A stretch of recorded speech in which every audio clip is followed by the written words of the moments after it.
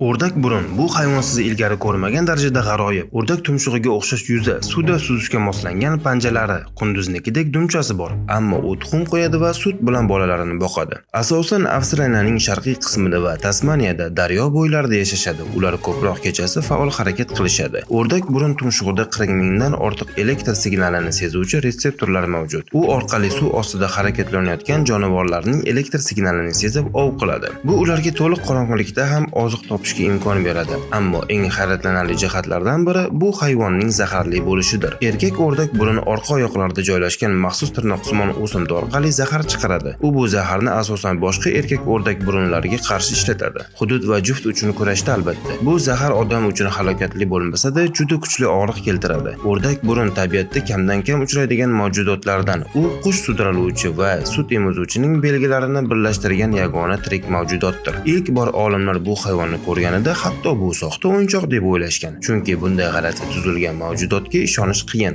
Agar sizda imkoniyat bo'lsa, bu qushni boqqan bo'larmidingiz? Izohda yozib qoldiring.